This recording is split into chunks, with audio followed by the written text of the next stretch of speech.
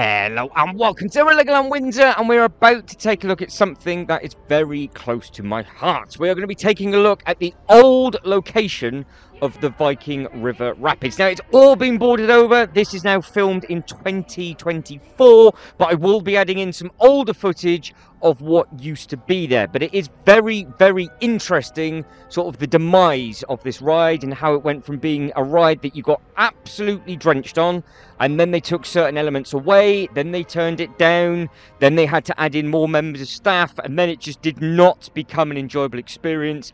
And of course, it would have cost an absolute fortune to run. So we're going to do the long snaking walkway all the way down. It took me by surprise, actually, by just how abandoned this section of the park now looks. It was something that used to be a thriving little area. It's in a really awkward place because it's really high up on the hill. Because if you didn't realise, Legoland Windsor used to be a zoo, so they have had to change some bits and pieces over.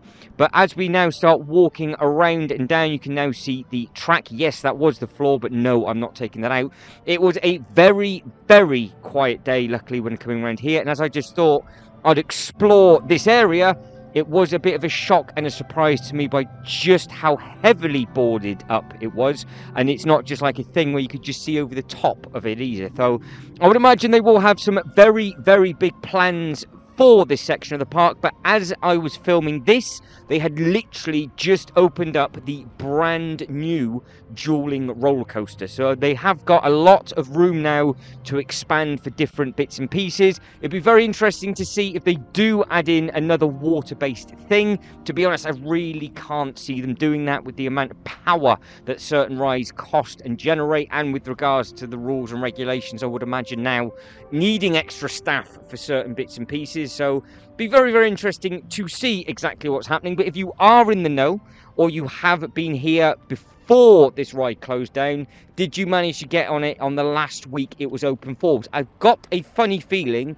it closed at the end of 2023, but I could be wrong, and it could have been the end of 2022, but I'm sure it was the end of 23 because I did not actually manage to get here in 2023. That is why I'm using the footage from a little bit further back, and that is something that we're going to be going to in a second. And you will just see me talking to the camera with a mask on because it is the naughty C word when I was there, which is obviously the COVID times. So as we start coming down now, not too much has changed. They have added in different models and different bits and pieces, but you can see the boarding already in the background, and I was very, very surprised, like I said, by just how much it took up, like how much space they ate in. So I am now talking in a happy version of myself when it was very, very hot and very, very sunny. Walking down, it was, I remember this day very, very well because it was the first time I had been here since it had opened up for the COVID regulations. So all the markings and everything were on the floor. It was all a one-way circuit up and down,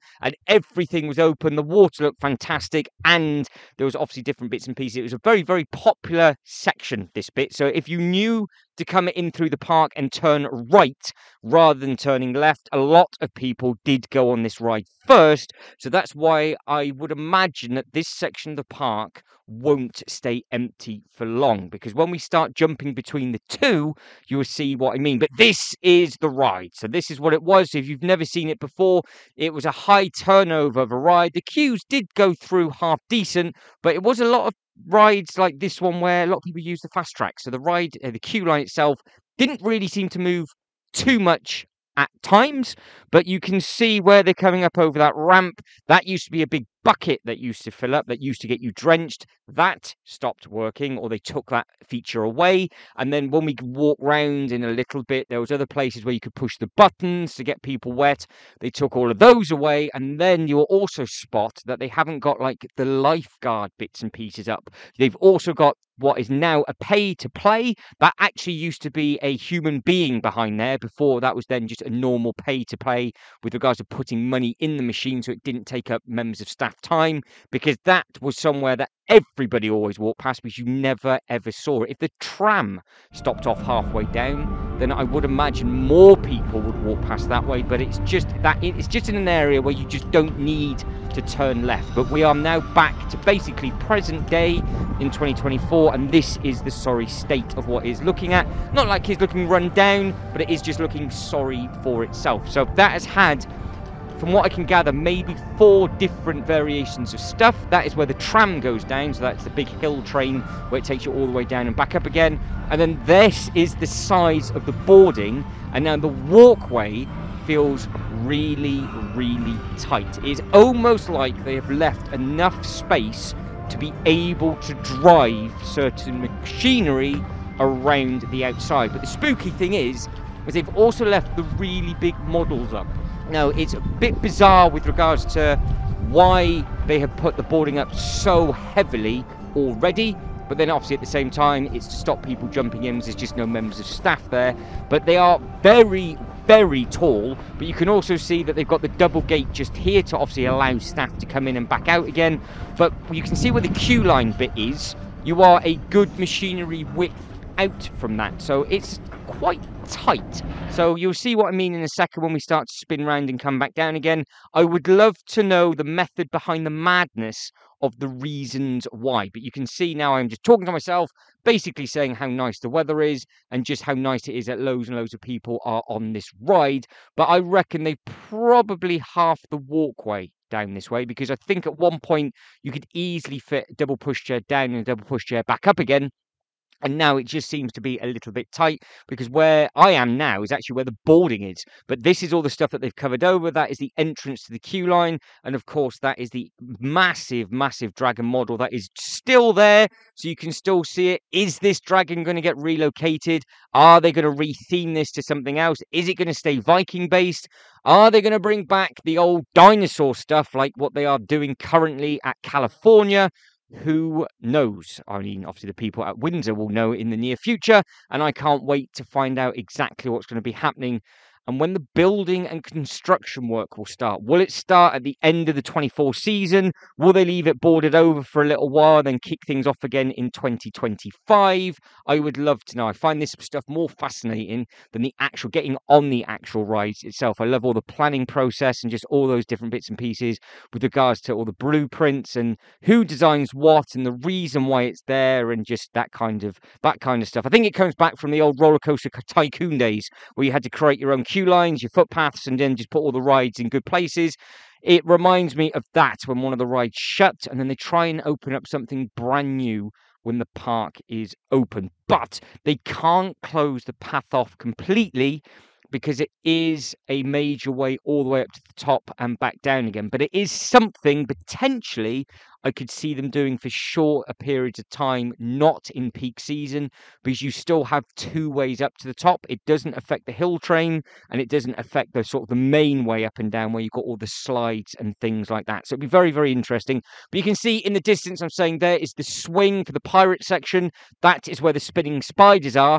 And then obviously we were just zooming in on some of the other models that were on the rides as well. Now, of course, all of this is boarded over. Where I was stood, like just here, this did actually used to have buttons where you could push different bits and pieces or use little squirt guns to get the people absolutely soaking wet, and they all got taken away at well, a few years ago now. They all got taken away.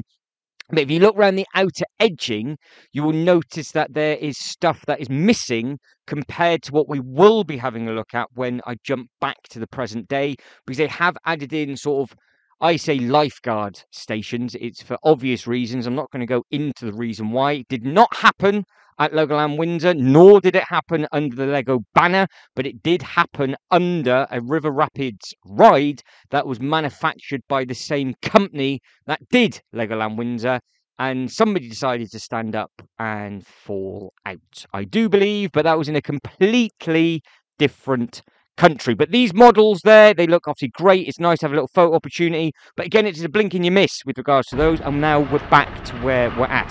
So you can see the old markings for the COVID times, and you can see how far over now that walkway actually is. So you can see what I mean about it being a little bit tight. You can still get 2 double push chairs up and back down again, but they really have brought it in quite a far way. But that is where I was just stood. So obviously there's no water in it now whatsoever. It's really, really eerie because I was the only person this way, and it does clearly state at the bottom you can still get up to the top. So there were people from time to time walking back up and walking back down, but at the time that I actually filmed this bit, apart from the music blaring in the background like there always is around this area, which is always sort of lively and loud, they've just got the newer bits and pieces for the mini golf. So you can see there, look, so you can play mini golf from £10 per person if you wanted to. They're still there, but they are blocked off, which again is another weird and wonderful thing, because they've taken the boarding all the way to the outer edge. So does it mean that this is going to come up? Because you could have, if you wanted to, I guess, stop the boarding, so you could have still taken photos of those, but then as it wraps around, you can see what I mean now about the lifeguard bits and pieces, because you have got the bigger buildings just on the outer edge, and look how tall that fence is as well. So they definitely have got big plans. Now we are now walking back down, so you're not supposed to be looking at my face, but I don't turn the camera the other way. I thought when I first started the channel, it would be a good idea to talk and walk around the park.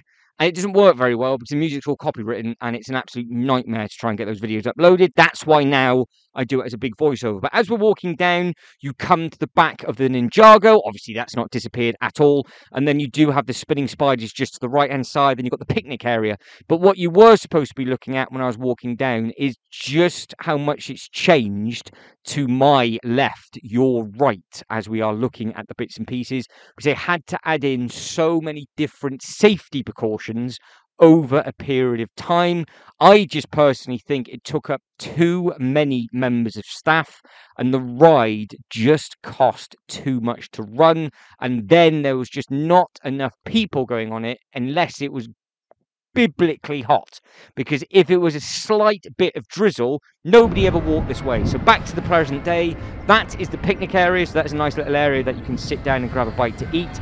And then to my left is where I said about these little buildings, which is these. So they had put loads of those all the way around the outside, and of course each one of those needs a member of staff to be sat in. So if they've had to up the staff by 5, it's a lot of wages and everything like that if you think of it from a business perspective. But are you going to miss this ride?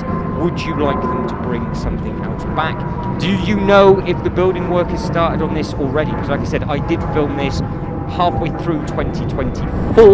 So I think this was the end of the 5th month, start of the 6th month in 2024. So it is still recent, again, depending if you're watching this from the future. But I can't wait to see what they're going to be doing. It did not take them long to rip out the old Team Extreme water slides and put in the roller coaster, but that was boarded over for multiple years before they did anything. So it'll be very interesting to see what happens. So we're now going back into the past with regards to having a look at these amazing spiders, and you can see the spinning spiders are still there, so they are still working well away, and it's still a very popular ride. And I do like the fact that they did put a brand new spider there and keep the older one.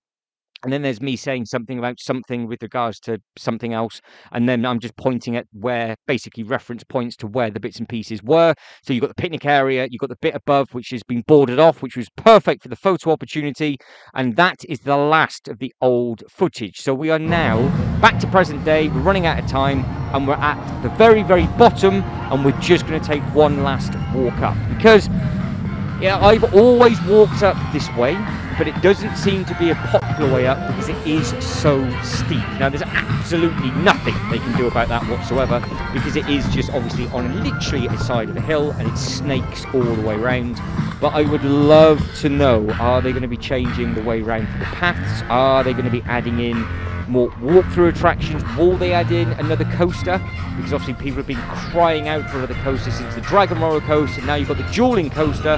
That does seem to be very popular as well. It'll be interesting to see what they're going to do, and of course, what theme are they going to do it? Because they've used the minifigure speed raceway, I do believe, as a dueling coaster. Will they bring back the Vikings, like I said?